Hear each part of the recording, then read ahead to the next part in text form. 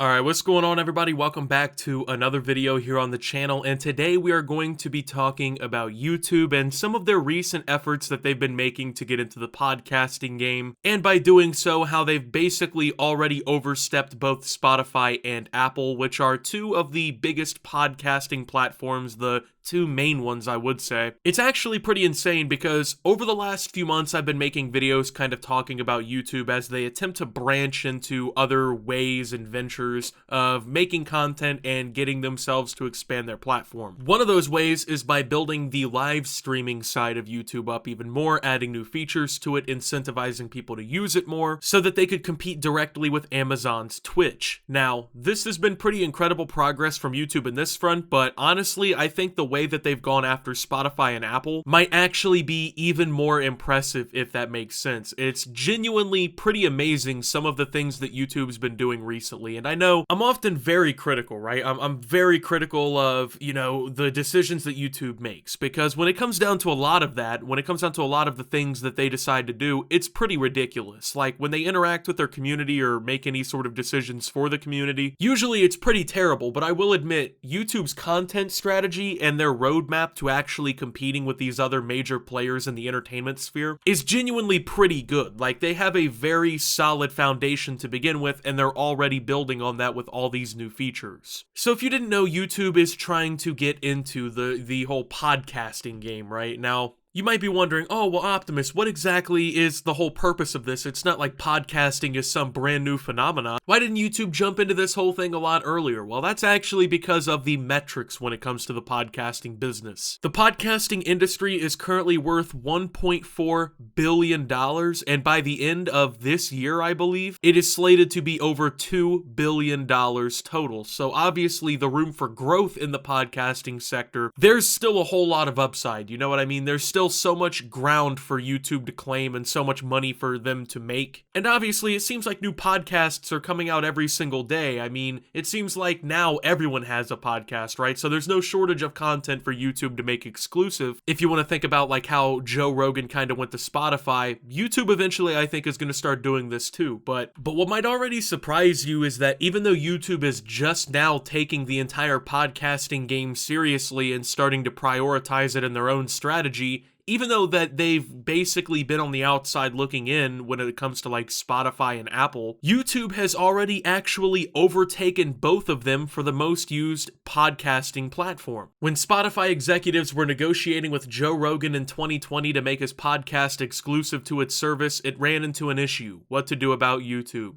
Rogan had been posting full episodes of his show to his YouTube channel and making big money on the platform from his share of the ad revenue. As the sides tussled over the size of the deal, a major reason it reached such an eye-poppingly large sum, over $200 million for around 3 years of exclusivity according to the New York Times, was because Spotify had to compensate the podcaster for the YouTube money and audience he'd be losing, I should say, according to 3 people familiar with the matter. The Rogan deal also led to Spotify scrambling to create a video player on the app so Rogan had a place to post videos of his show and keep his former YouTube audience happy, these people said. The details of YouTube's role in the podcast deal, which haven't been previously reported, illustrate a surprising development in the podcasting world over the past few years. YouTube has become a juggernaut. 2 recent surveys, one by Cumulus Media and one by Voices, showed that YouTube was the most frequently used podcasting platform, edging out Spotify and Apple's podcasting apps. Even more surprising, the video service has done next to nothing to make it happen. So this is actually incredible for content creators and for audiences alike.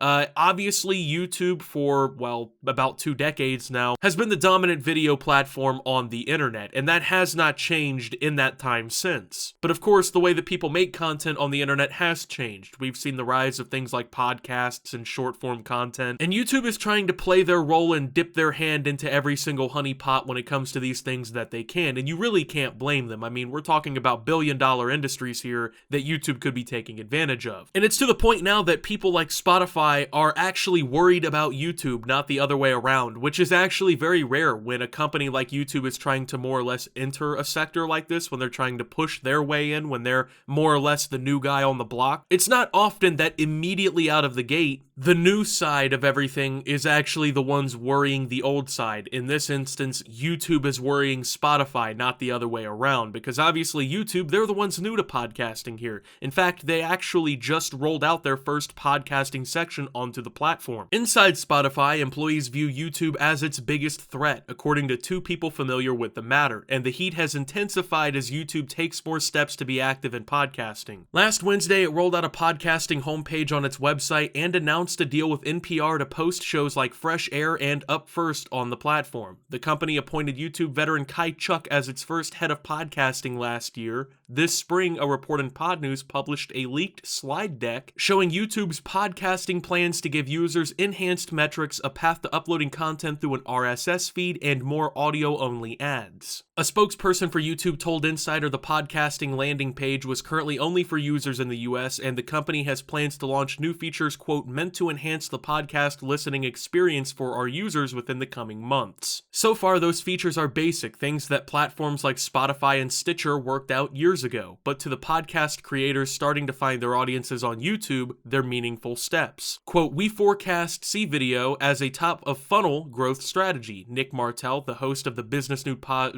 News podcast, The Best One Yet, said, quote, those algorithms help us reach new audiences in a way that the audio algorithms may not. So it actually makes a lot of sense why YouTube is actually very well equipped to take on Spotify and Apple when it comes to podcasting. Number one, YouTube already has the users, billions of monthly active users on the platform, ready to take all of this new content in. So they don't have to market this to anybody. You know, they just release the feature, it's on your homepage now, and everyone has access to it. So YouTube doesn't have to spend money, you know, targeting new audiences and whatnot. They already have them on YouTube. Number two, they already have the infrastructure. You can already upload a bunch of different kinds of content to YouTube. I mean, short form, long form, and of course now they're working on the podcast feature. You can do live streaming, you know. YouTube is becoming a one-stop shop for everything content related online. And this might be the best pivoting strategy that I've seen a company like YouTube come with. Even though I haven't really been a fan of their YouTube Shorts feature, and I don't think that it's as well developed as it needs to be to compete with TikTok, YouTube is in a perfect position to compete in the world of podcasting. So much so that companies like Spotify are already nervous because they know YouTube is right there knocking on the door. And unlike most of their competitors, YouTube doesn't really have to do anything to immediately become a severe threat to Spotify's podcasting. YouTube has the resources, they have the budget, they have the audience, they have the infrastructure, they have the knowledge within their company. It's more or less only a matter of time before YouTube really gets everything together with this strategy, and they're genuinely knocking on the door, you know what I mean? I mean, it's just really more or less at this point a matter of when and not if, you know what I mean? YouTube is here, they're ready, they're coming with the podcasting plans.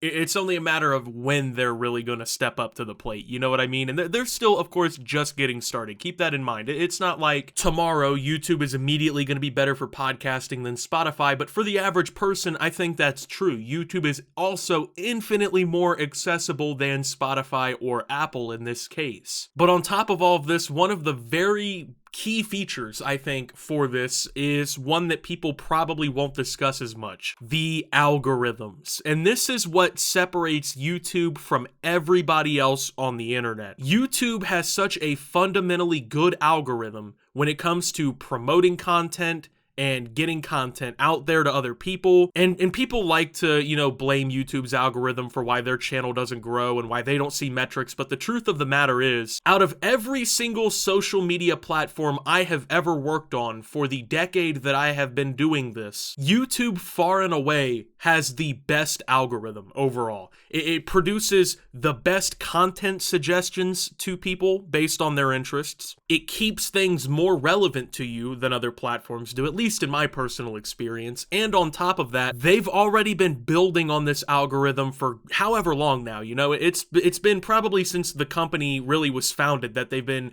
building up this algorithm, which means they have such a head start when it comes to discoverability and their search engine and everything that these other places just don't have. These other platforms like Spotify and Apple just don't have the algorithms like YouTube and Google do. I mean, Google is the biggest search engine on the planet, and YouTube is number number 2. You know what I mean? So the algorithms are just unmatched. I mean, I've said this when it comes to the live streaming part, right? Like when they've been trying to compete with Twitch, right? One of my big reasons why I personally believe YouTube streaming is better than Twitch streaming is because there's so much more discoverability in YouTube's algorithm. It's built to help you a lot easier than these other platforms build their algorithms to help you. And I think that's going to be another critical factor that really helps pull YouTube away from everybody else. Creators say that YouTube remains unmatched in the podcasting world on the 2 factors they care about most: reaching a broad audience and making money. A video podcast is an appealing format for creators, given its low bar for production values. A podcaster just needs to put a camera on as the hosts and guests speak into a mic. Media insiders are quick to point out that the trend isn't new. TV personality Howard Stern did the same thing for decades. But unlike TV, YouTube has a recommendation algorithm that can direct new listeners to shows, solving a problem for podcasters who struggle with discoverability from new audiences. Quote, "I get leads for my business from videos that are 5 years old," Latasha James said. On the business front, Spotify and other platforms invested in ad technology to help podcasters make more money off their shows,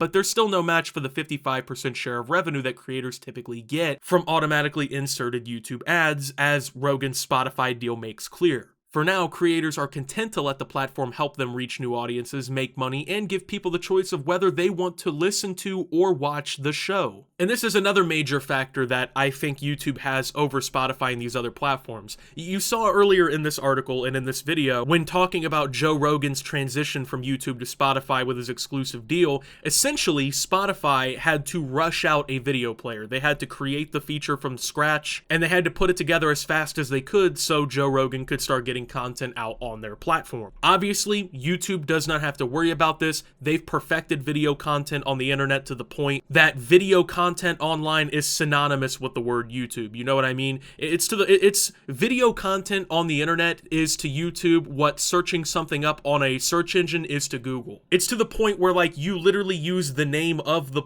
product or whatever as the like verb or whatever for what's going on, right? You're like, oh, just Google it, man. Oh, you need to find a video on how to change a tire? Yeah, just YouTube that one, bro. You're never gonna see anyone be like, oh, yo, bro, Spotify that video about, you know, insert whatever, right? It's not gonna happen because YouTube already perfected it. And when it comes to podcast content, Joe Rogan and many others have made it clear that video formatted content is going to do well for podcasts. And well, YouTube is just no match. You know what I mean? Like they're not feeling any sort of pressure from Spotify or anyone else on that front. So in every measurable metric of what's important to a podcast, YouTube either leads significantly compared to other platforms, or they're in such a good position to take the lead that they shouldn't even be worried. If within 2 years this feature fully rolls out and we see YouTube begin to dominate the podcasting world, I would be absolutely unsurprised, because YouTube is just in such a good position to take over Spotify and Apple. We already have surveys saying that they've done it, and they're just now stepping into the scene. Once they actually do it and we get the undeniable metrics of everything,